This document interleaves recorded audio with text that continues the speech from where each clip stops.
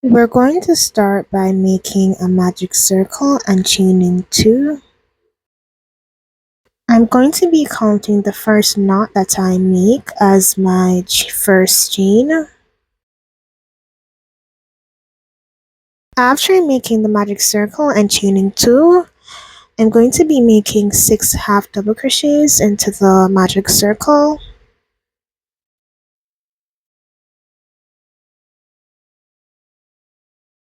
So keep going until you have that 6 half double crochets. Close the magic circle as tight as possible. Moving on to round 2, we're going to be chaining 2, turning our work, and into the 6 previous stitches we'll be placing 2 half double crochets into each of them, and this is an increase.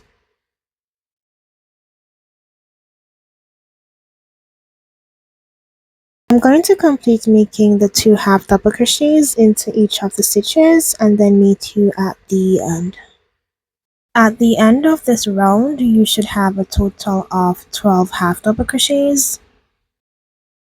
For round 3, we're going to start by making the chain 2, turning our work, and into the first stitch make 1 half double crochet, and then into the next stitch place 2 half double crochets for that increase.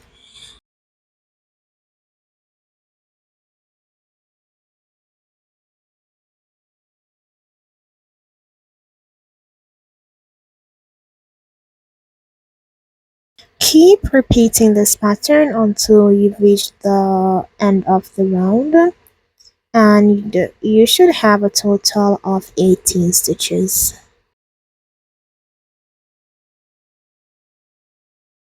Round 5, we will also be starting with a chain 2, turn your work, and into the first stitch make 1 half double crochet, and then into the second stitch place 1 half double crochet as well.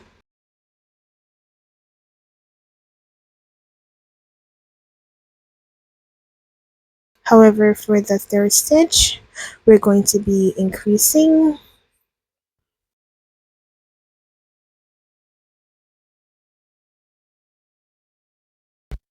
So keep doing that. Place 1 half double crochet into the next 2 stitches, and then into the following stitch, the third stitch, place an increase, so 2 half double crochets into the same stitch.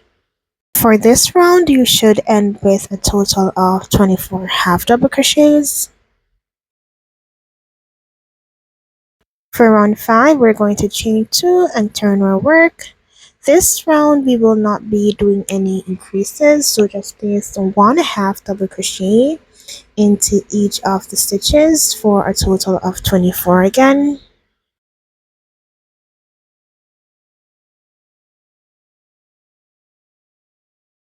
Round 6, chain 2, turn your work, and into the next 10 stitches we're going to be working 1 half double crochet into each of them.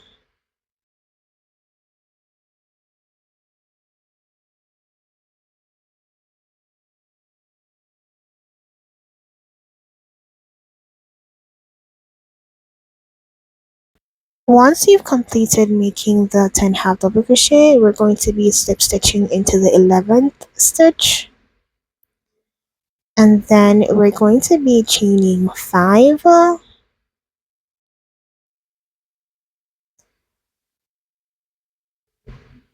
Once you chain 5, we're going to be skipping the next 2 stitches, and into the 14th stitch we're going to be slip stitching, and then work 10 half double crochets down on the next side.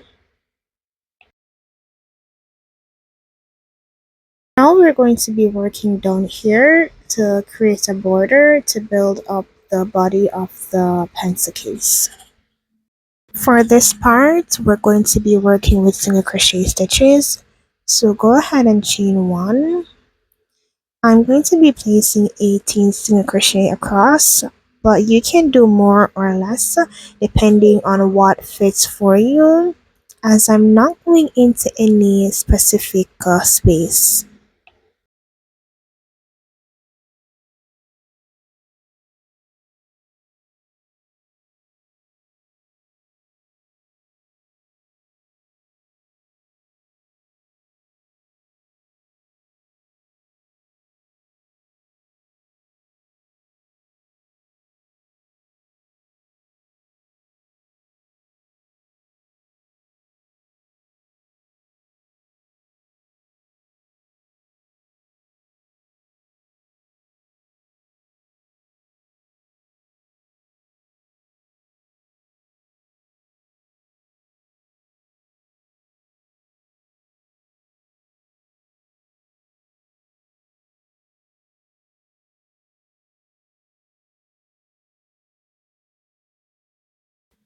Into the center of the magic circle, I'm going to be placing one single crochet there.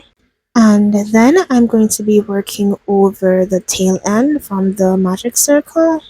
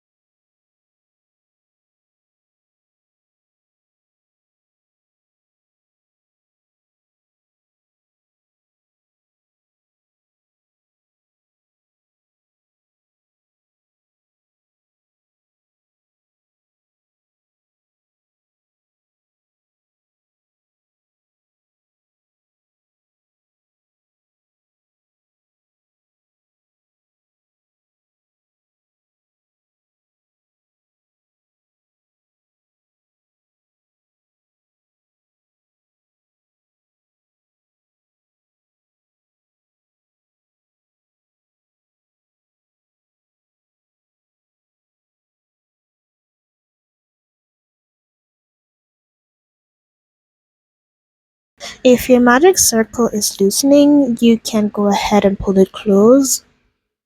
At the end, chain 1, turn your work, and this is what we'll be repeating until we have a total of 66 rows completed. Just place one single crochet into each single crochet for a total of 18. Or if you made more or less, just keep making that amount of single crochet until you've completed 66 rows.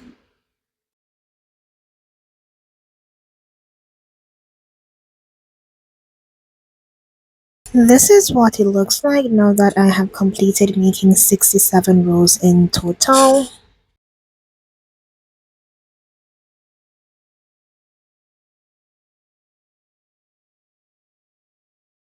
Counting from the very first single crochet row we made, we're going to be marking the 5th row.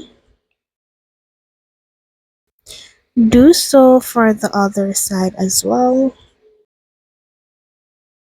We're going to be sewing the sides down, starting from the 5th row that we marked. So ensure that the sides are in alignment once you're ready to sew it down. Let's see if my crochet hook will fit properly into this. So that does fit with no issue. I'm gonna go ahead and try a pencil.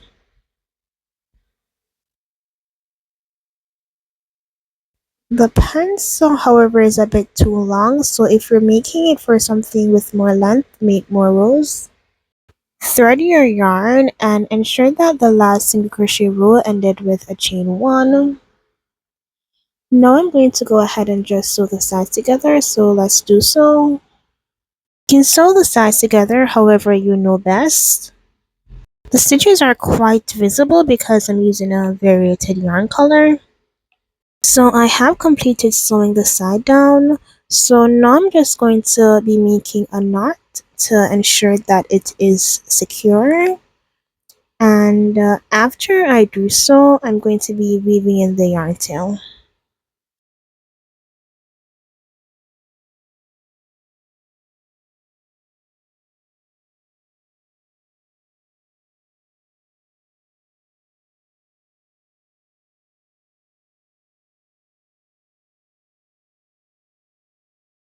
Moving on to the next side, I'm just going to be repeating the process.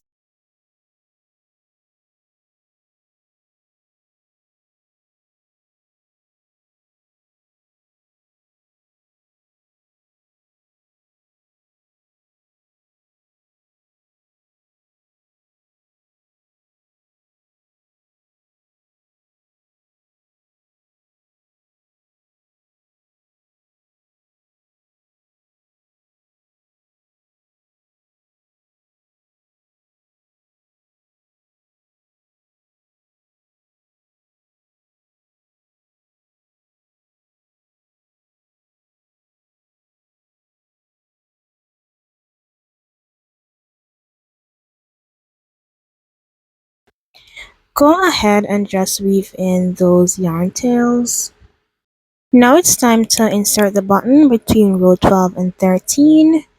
I'm splitting this yarn so that it's not too thick to work with. So just sew on the button to the best of your ability.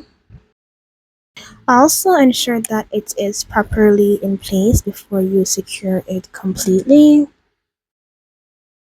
This is the final result. Thank you for watching.